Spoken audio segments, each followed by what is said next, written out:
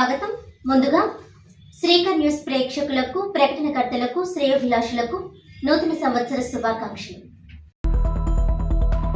పార్కులను సక్రమంగా నిర్వహించాలి. నల్లా ఛానల్ కన్వేయర్ బెల్ట్లను వెంటనే మార్పు చేయాలి. కమిషనర్ కేతన్ గార్గ్.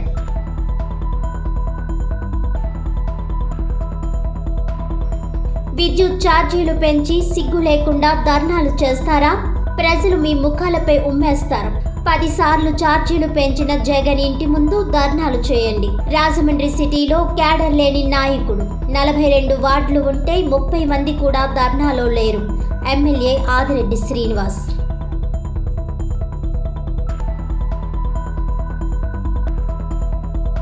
రాజమండ్రి పేపర్ మిల్లులో కామాంధుడి అరాచకాలు.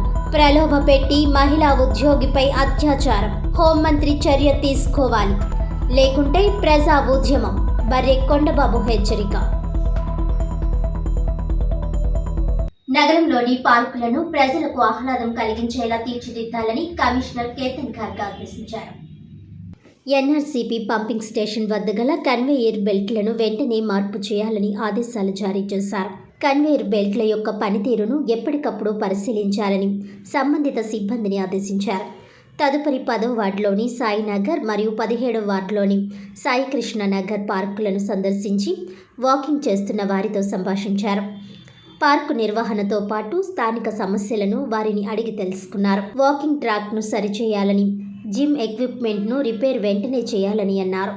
త్రాగునీరు, చిన్నపిల్లలు ఆడుకునే పరికరాలు, టాయిలెట్స్ ఏర్పాటు చేయాలని స్థానికులు కోరారు.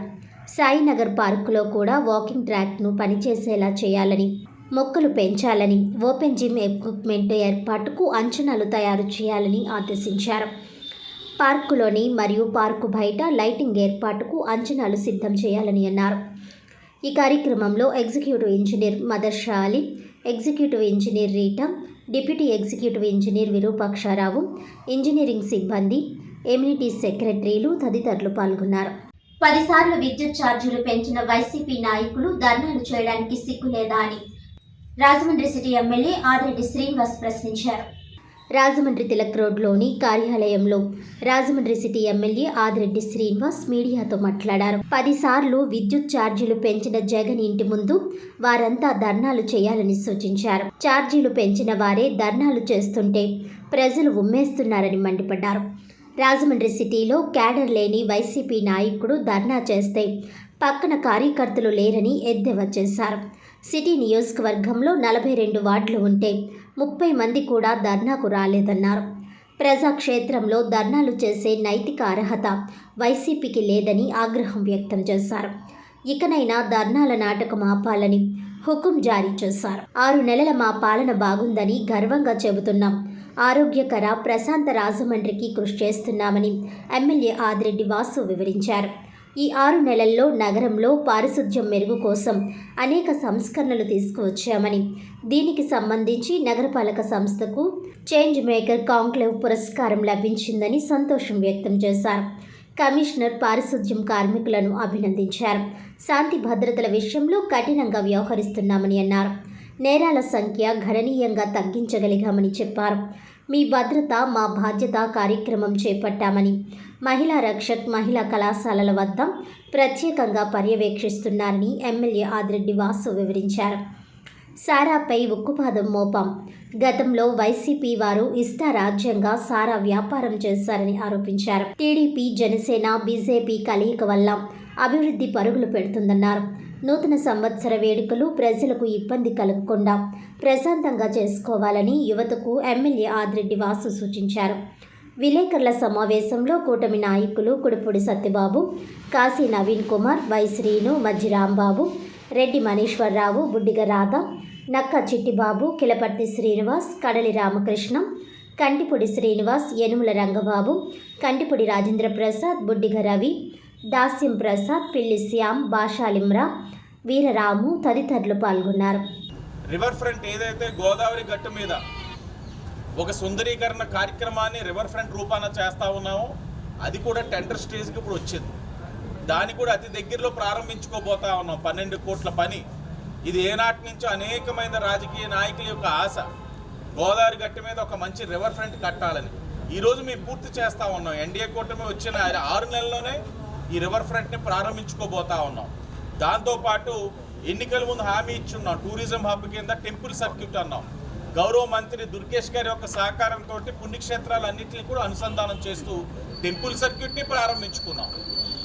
దాంతోపాటు ఏదైతే నాగుల చెరువు స్టేడియం ఉందో దాన్ని ఒక రంజీ స్టాండర్డ్స్లో తీసుకొచ్చే విధంగా దాన్ని కూడా 4.5 కోట్లతో ఇప్పుడు టెండర్ పిలుస్తూ ఉన్నారు. ఇవన్నీ కూడా ఈ 6 నెలల్లోనే చేయగలుగుతా ఉన్నాం. అంటే మాకు ఈ యొక్క అభివృద్ధి కార్యక్రమాల పైన ఉన్న చిత్తశుద్ధి ఏంటన్నది ఎన్డీఏ కూటమిగా మా ఆలోచన ప్రజలకి తెలియాలి. ఆ ఆలోచనతో ఈ రోజు దాకా పనిచేస్తూ ఉన్నాం. ఈరోజు ఒకటే తెలియజేస్తూ ఉన్నాం, రానున్న పుష్కరాల్లో ఇప్పటి వరకు జరిగిన కార్యక్రమాలు ఒక లెక్క, 2027 పుష్కరాలు వాటన్నిటికీ కూడా భిన్నంగా అంటే ఇప్పుడు దాకా నాణ్యత లేకుండా జరిగిందని చెప్పను. నెక్స్ట్ లెవెల్ 2027 జరిగే పుష్కరాలు వీటన్నిటికీ కూడా నెక్స్ట్ లెవెల్లో చేసే బాధ్యత ఈరోజు ఎన్డీఏ కూటమిగా మేము తీసుకుంటా ఉన్నాం. నాణ్యత ప్రమాణాల్లోని ఎక్కడా లోటు లేకుండా కూడా తీసుకెళ్లే బాధ్యత తీసుకుంటా ఉన్నాం. ఈరోజు మీరు గమనించండి, కొత్త పెన్షన్లు ఇస్తూ ఉన్నాం. ఎవరో ఆలోచించాల. గత 5 సంవత్సరాలు వైఎస్ఆర్సీపీ వాళ్ళు కొత్త పెన్షన్ ఇచ్చిన పాపానికి పోలేదు. ఏనాడు కూడా ఇవ్వకపోగా ఉన్న పెన్షన్లని తొలగించేశారు. మేము ఈరోజు కొత్త పెన్షన్లు ఇస్తూ ఉన్నాం. పెంచడమే కాదు, కొత్త పెన్షన్లు ఇచ్చే కార్యక్రమం కూడా ఈరోజు ఎన్డీఏ కూటమి తీసుకుంటా ఉన్నాం. వితంతు పెన్షన్, వృద్ధాప్య పెన్షన్, ఎవరైతే ఇంటి పెద్ద చనిపోయినప్పుడు తక్షణమే 15 రోజులు వాళ్ళ కుటుంబ సభ్యులకు వచ్చే కార్యక్రమం తీసుకుంటా ఉన్నాం.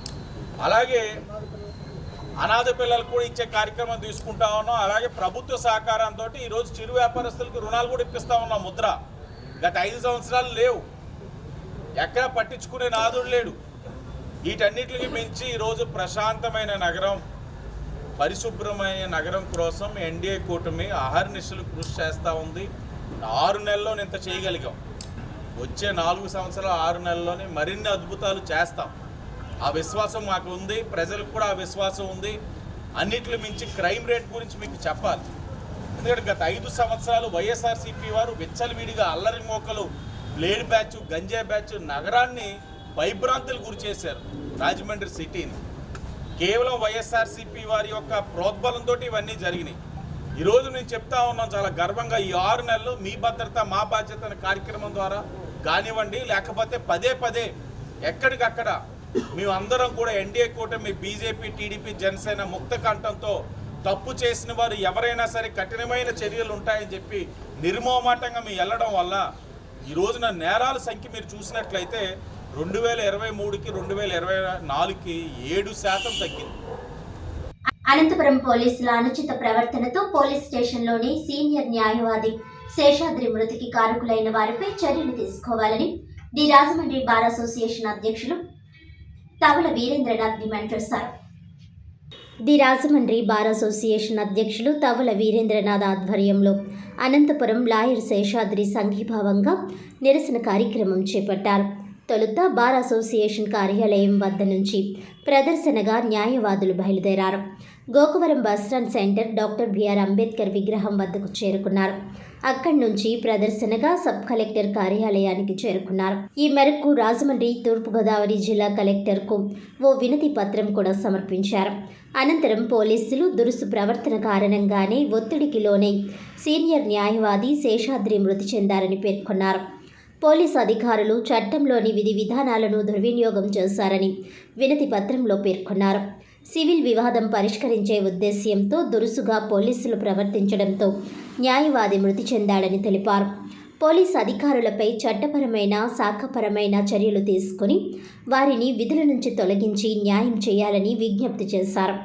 ఈ కార్యక్రమంలో bar association general secretary Ramesh, ఉపాధ్యక్షులు N Swarnapapa, treasurer Karra Hanumantharao, joint secretary Dharnalakota Venkateswararao, sports and cultural secretary Kashi Srinivas, senior న్యాయవాదులు BLN Prasad, Krishna Kapoor, DV Trinath, K Anand, Narsing Srinivas, D Sujatha, Ammulu తదితరులు పాల్గొన్నారు.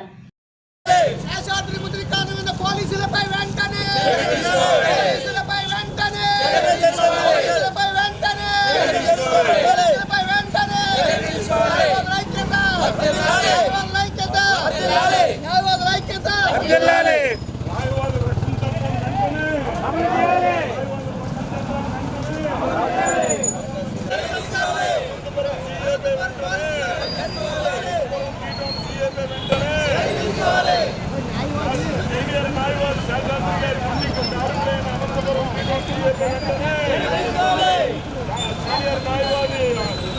శేషాద్రి గారి వృత్తి కార్మికుడైన సీఏపై వెంటనే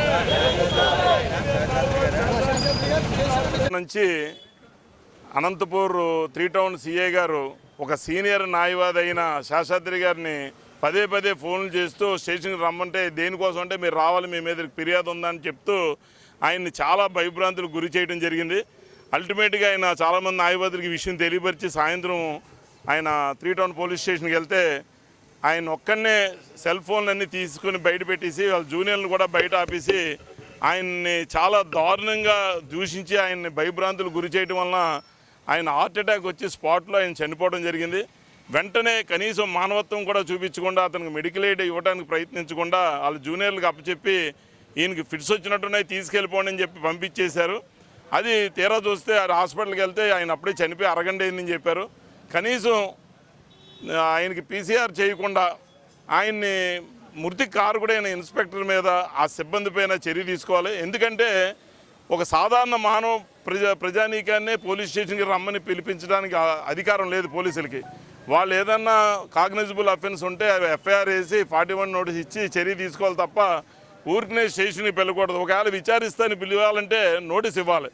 ఒక సీనియర్ న్యాయవాది పట్ల అటువంటి రూల్స్ని ఏమి కూడా పాటించకుండా ఆ ప్రభుత్వం ఎన్నో సుప్రీంకోర్టు హైకోర్టు వారు ఎన్నో తీర్పుల్లో చెప్పారు ఎవరిని కూడా స్టేషన్కి పిలిచి హెరాస్ చేయకూడదని. ఒకవేళ FIR రిమూవ్ అయితే వాళ్ళని మీద 41 నోటీస్ ఇచ్చి చర్య తీసుకోవాలి తప్ప మామూలుగా చేయకూడదని. కానీ అన్నీ అతిక్రమించి ఆ ఇన్స్పెక్టర్ గారు ప్రవర్తించారు. అతి ముఖ్యంగా ఏంటంటే ప్రభుత్వం కళ్ళు తెరవాలి. ఈ గత ప్రభుత్వంలో కూడా పోలీస్ జులుము వల్లనే ప్రభుత్వం పడిపోవడానికి సగం కారణం. ఈ ప్రభుత్వం కూడా ఇలా నిర్లక్ష్యం వహిస్తే రాబోయే రోజుల్లో చాలా మూల్యం చెల్లించుకోవాల్సి వస్తుంది. ముఖ్యంగా ఏంటంటే సీసీ కెమెరాలు ప్రతి పోలీస్ స్టేషన్ ఉండాలని సుప్రీంకోర్టు ఇచ్చి చాలా కాలమైంది. కొన్ని సంవత్సరాల క్రితం మ్యాండేటరీ గైడ్ లైన్స్ ఇచ్చింది. డీజీపీలు ఆల్ స్టేట్ డీజీపీలకు చెప్పింది అన్ని పోలీస్ స్టేషన్లో సీసీ కెమెరాలు ఉండాలని. ఒక్క సీసీ కెమెరా ఎవరొక్కడు కూడా మెయింటైన్ చేయట్లేదు. ప్రతి IPS ఆఫీసర్ కూడా చట్టాన్ని గౌరవించవలసిన స్థితిలో ఉన్న IPS ఆఫీసర్లు కూడా ఆ సుప్రీంకోర్టు వారి తీర్పుని పరిగణలో తీసుకోవట్లేదు. ఇవాళ నిజంగా సీసీ కెమెరాలు అనంతపూర్ 3 టౌన్లో ఉండుంటే ఆ సీసీ కెమెరాలు ఓపెన్ చేస్తే ఆ CA ఆ సీనియర్ న్యాయవాది పట్ల ఎలా ప్రవర్తించాడన్నది బయటకు వస్తుంది. ఏదేమైనా సరే ఆ మృతుడు యొక్క కుటుంబానికి న్యాయం జరగాలంటే చట్టపరంగా CA మీద సిబ్బంది మీద చర్య తీసుకోవాలి. కాబట్టి దానికి మద్దతుగా స్టేట్ వైడ్ అడ్వకేట్స్ అంతా కూడా స్పందిస్తున్నారు. మేము ఈ విషయం గురించి అంతా కూడా మేము డిస్కస్ చేసుకుని ఆ వాస్తవం గ్రహించి ఈరోజు విధులను బహిష్కరిస్తూ మేము ఈ నిరసన చేస్తూ కలెక్టర్కి మేము విన్నపం ఇవ్వడానికి మేము నిర్ణయం తీసుకున్నామండి. రాజమండ్రి పేపర్ మిల్లులో మహిళలను వేధించే అధికారిపై రాష్ట్ర హోంమంత్రి దృష్టికి తీసుకువెళతానని రాజమండ్రి నగరపాలక సంస్థ స్టాండింగ్ కమిటీ మాజీ చైర్మన్ బర్రె కొండబాబు అన్నారు. రాజమండ్రి ప్రెస్ క్లబ్లో మీడియా సమావేశంలో నగరపాలక సంస్థ స్టాండింగ్ కమిటీ మాజీ చైర్మన్ బర్రె కొండబాబు మాట్లాడారు. గత 3 సంవత్సరాలుగా పేపర్ మిల్లులో జరుగుతున్న అత్యాచారాలు, అరాచకాలు, ఇందులో పనిచేస్తున్న వేలాది మంది ఉద్యోగులు అభద్రతకు గురి అవుతున్నారని ఆందోళన వ్యక్తం చేశారు. కంపెనీలో ఉన్న ఒక ఉన్నత ఉద్యోగి చేసే అరాచకాలకు అంతులేదని, అందులో పనిచేసే ప్రతి ఉద్యోగి అతని అత్యాచారాలకు బలి కావాల్సి వస్తోందని ఆరోపించారు. ఈయన చేసే అరాచకాలు భరించలేక గత 2 ఏళ్లలో ఒక పర్మనెంట్ కార్మికుడు ఆత్మహత్య చేసుకుని చనిపోయాడు. మరో 2 ఉద్యోగులు 40 ఏళ్లు నిండకుండానే అర్ధాంతరంగా చనిపోయారంటే అతడి వేధింపులు ఏ స్థాయిలో ఉన్నాయో అర్థం చేసుకోవచ్చునని అన్నారు. కొద్ది కాలం క్రితం ఒక కాంట్రాక్ట్ మహిళా కార్మికురాలికి పర్మనెంట్ జాబ్ ఇస్తామని ఆమెను బలవంతంగా అనుభవించాడని తెలిసిందన్నారు. ఆమె ఈ విషయాన్ని సంస్థలో సీనియర్ ఆఫీసర్స్ నోటీసుకు తీసుకువెళ్లారు. అయితే ఆ అధికారులు ఈయనకు భయపడి ఆమెకు ఎలాంటి న్యాయం చేయలేదని, దీంతో ఆ మహిళా ఉద్యోగి బొమ్మూరు పోలీస్ స్టేషన్లో ఈ నెల 10వ తేదీన ఫిర్యాదు చేస్తే డబ్బు ఉపయోగించి రాజమండ్రి రాకుండా పోలీసులకు దొరకకుండా తప్పించుకొని తిరుగుతున్నాడని కొండబాబు వివరించారు. రాజమండ్రి పేపర్ మిల్ మనుగడకు అక్కడ జరుగుతున్న అరాచకాలను ఆపాలంటే పోలీసులు తమ చిత్తశుద్ధిని నిరూపించుకోవాల్సిన అవసరం ఉందన్నారు. రాష్ట్ర హోంమంత్రికి ఫిర్యాదు చేస్తామని కొండబాబు హెచ్చరించారు. అప్పటికి న్యాయం జరగకుంటే రాజమండ్రి ప్రజలు పేపర్ మిల్ కార్మికులను కలుపుకొని ప్రజా ఉద్యమంతో పాటు న్యాయ పోరాటానికి సిద్ధమవుతామని బర్రె కొండబాబు ప్రకటించారు. విలేకరుల సమావేశంలో ఘారా నోకరత్నం, ఆవాల సునీత, గారా కుమార్, బోసి సత్యనారాయణ, మారు జగదీష్, పెదపుడి లోవరాజు, దుర్గా, కె సిద్ధు, జి గోపి తదితరులు పాల్గొన్నారు. కార్మికుడు ఆత్మహత్య చేసుకునే పరిస్థితి వచ్చింది ఈయన వల్ల. అలాగే ఇద్దరు కార్మికులు 40 ఏళ్ళు వయసు కలిగినటువంటి కార్మికులు వాళ్ళు ప్రాణాలు కోల్పోయే పరిస్థితి ఈయన వల్ల వచ్చింది. మహిళా కార్మికురాళ్ళు అయితే నన్ను రేపు చేశాడు ముర్రా అని చెప్పేసి ఒక కార్మికురాలు నిజానికి పోలీస్ స్టేషన్కి వెళ్ళి మొత్తుకుందే అని అంటే ఈయన ఎంత దిగజారుడుతానో ఆలోచన చేయొచ్చు. పేపర్ మిల్లి గౌరవాన్ని భంగం కలిగించేటటువంటి పరిస్థితి, దిగజారే పరిస్థితి చేసుకుంటూ వస్తున్నాడు అన్నది. ఆవిడ ఇచ్చినటువంటి కంప్లైంట్ మీద మరి నిజానికి చెప్పాలంటే ఈ యొక్క ఉన్నతాఫీసర్ ఎవరైతే ఉన్నారో తనకి పోలీసు వాళ్ళు కూడా ఒక మహిళకి న్యాయం జరిపించవలసినటువంటి పోలీసులు, రక్షణ కల్పించవలసినటువంటి పోలీసులు ఈ యొక్క వ్యక్తితో కుమ్మక్కై ఎఫ్ఐఆర్ ఒకటి రాసి చేతులు దులుపుకొని పరిస్థితి ఇంకా బాగోలేదు అని అంటే ఈ వ్యక్తి పారిపోయే విధంగా సంకేతాలు పోలీసు వారే ఇచ్చి వాళ్ళకి సమయం ఉండి పట్టుకొని అరెస్ట్ చేయవలసినటువంటి పోలీసులు డబ్బు మదంతో, ధనమదంతో, అధికార మదంతో విర్రవీగుతున్నటువంటి ముద్ద ఎవరైతే ఉన్నారో ఈ కామాంధుడు అతన్ని అరెస్ట్ చేయవలసింది పోయి ఇండైరెక్ట్గా పోలీసు వారే కూడా. రాష్ట్ర ఉపాధ్యాయ సంఘం ఎస్టీయు 2025 నూతన సంవత్సర క్యాలెండర్ 10వ తరగతి స్టడీ మెటీరియల్ను రాజమహేంద్రవరం సిటీ నియోజకవర్గం ఎమ్మెల్యే ఆదిరెడ్డి శ్రీనివాస్, రూరల్ నియోజకవర్గం ఎమ్మెల్యే గోరంట్ల బుచ్చయ్య చౌదరి చేతుల మీదుగా ఆవిష్కరించారు. రాష్ట్ర ఉపాధ్యాయ సంఘం ఎస్టీయు 2025 నూతన సంవత్సర క్యాలెండర్ 10వ తరగతి స్టడీ మెటీరియల్ రాజమహేంద్రవరం సిటీ నియోజకవర్గం ఎమ్మెల్యే ఆదిరెడ్డి శ్రీనివాస్ చేతుల మీదుగా ఆవిష్కరించారు. ఈ కార్యక్రమంలో ఎస్టీయు తూర్పుగోదావరి జిల్లా అధ్యక్షులు డానియల్ బాబు, ఎస్టీయు రాజమండ్రి నగర శాఖ అధ్యక్ష ప్రధాన కార్యదర్శి డిఎస్ఎస్ మూర్తి, రాష్ట్ర కార్యదర్శి సూరిబాబు, సహాధ్యక్షులు సీతారాం, ఆర్థిక కార్యదర్శి ఎస్ఎం సుబ్రహ్మణ్యం తదితరులు రాష్ట్ర స్థాయి, జిల్లా స్థాయి నాయకులు పాల్గొన్నారు. ఎస్టీయు నాయకులను ఎమ్మెల్యే ఆదిరెడ్డి వాసు అభినందించారు. అనంతరం ఎస్టీయు నాయకులు రాజమండ్రి రూరల్ ఎమ్మెల్యే గోరంట్ల బుచ్చయ్య చౌదరి వద్దకు వచ్చారు. రాష్ట్ర ఉపాధ్యాయ సంఘం ఎస్టీయు అర్బన్ యూనిట్ 2025 నూతన సంవత్సర క్యాలెండర్ మరియు 10వ తరగతి స్టడీ మెటీరియల్ రాజమహేంద్రవరం రూరల్ నియోజకవర్గం ఎమ్మెల్యే గోరంట్ల బుచ్చయ్య చౌదరి చేతుల మీదుగా ఆవిష్కరించారు. ఈ కార్యక్రమంలో ఎస్టీయు తూర్పుగోదావరి జిల్లా అధ్యక్షుడు డానియల్ బాబు, ఎస్టీయు రాజమహేంద్రవరం అర్బన్ యూనిట్ అధ్యక్ష ప్రధాన కార్యదర్శులు, రాష్ట్ర స్థాయి, జిల్లా స్థాయి నాయకులు పాల్గొన్నారు. ఆవిష్కరణ అనంతరం ఎమ్మెల్యే గోరంట్ల బుచ్చయ్య చౌదరి మాట్లాడారు. స్టడీ మెటీరియల్ విద్యార్థులకు ఎంతో ఉపయోగకరంగా ఉంటుందన్నారు. 2025 ట్రేడ్ క్యాలెండర్ని లాంచ్ చేయడం జరిగింది. మరి ఆ యొక్క లాంచ్ కార్యక్రమం రాజమహేంద్రవరం సిటీ శాసనసభ్యుడిగా నా చేతుల మీద జరపడం అన్నది ఒక గౌరవంగా భావిస్తూ ఉన్నాను. ఎందుకంటే ఉపాధ్యాయులు విద్యని బోధించేవారు. ఒక సంఘం ఎస్టీయుగా ఒక సామాజిక బాధ్యతతో పాటు పిల్లల యొక్క అభివృద్ధికి కూడా అనేక విధాలుగా పాటుపడుతున్న వారు వీళ్ళందరూ కూడా. గత 5 సంవత్సరాలు కూడా అనేకమైన అవమానాలు. ఒక ఉపాధ్యాయుడు లిక్కర్ షాప్ దగ్గర డ్యూటీలు వేయడం అన్నది జీర్ణించుకోలేని కొన్ని పరిణామాలు. అలాగే గత 5 సంవత్సరాలు కూడా ఏనాడు కూడా డిఎస్సి తీసిన పాపానికి పోలేదు గత వైఎస్ఆర్సీపీ ప్రభుత్వం.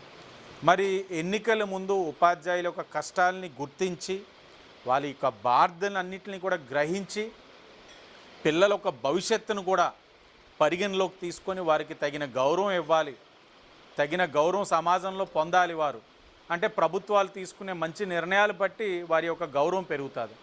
దాంట్లో భాగంగా ఈ రోజున మెగా డిఎస్సి తీసున్నాం, ఉపాధ్యాయుల గౌరవాలు నిలబెడతా ఉన్నాం. ఈరోజు ప్రభుత్వ పరంగా చేయాల్సిన కార్యక్రమాలు చేస్తూ ఉంటే ఈరోజు నాకు చాలా ఆనందంగా ఉంది.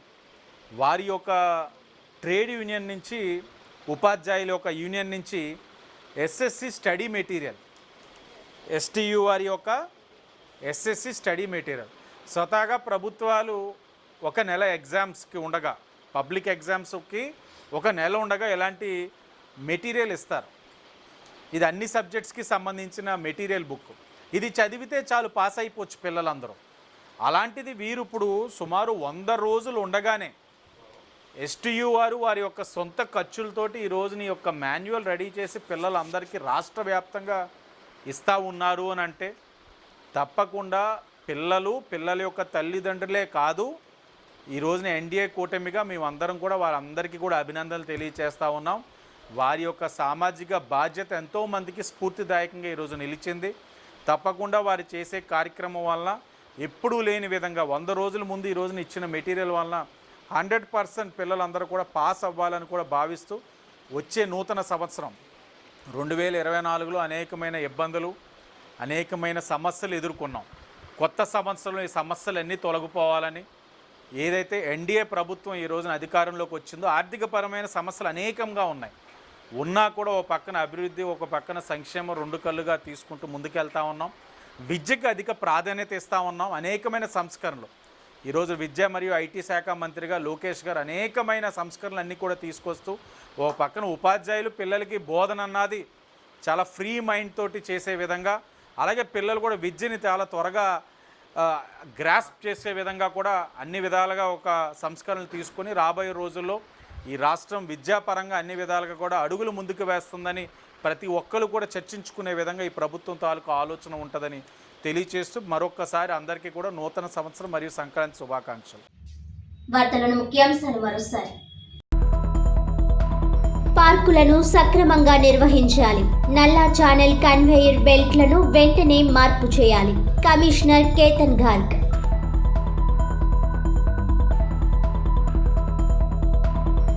విద్యుత్ ఛార్జీలు పెంచి సిగ్గు లేకుండా ధర్నాలు చేస్తారా? ప్రజలు మీ ముఖాలపై ఉమ్మేస్తారు. 10 సార్లు ఛార్జీలు పెంచిన జగన్ ఇంటి ముందు ధర్నాలు చేయండి. రాజమండ్రి సిటీలో క్యాడర్ లేని నాయకుడు. 42 వార్డులు ఉంటే 30 మంది కూడా ధర్నాలో లేరు. ఎమ్మెల్యే ఆదిరెడ్డి శ్రీనివాస్.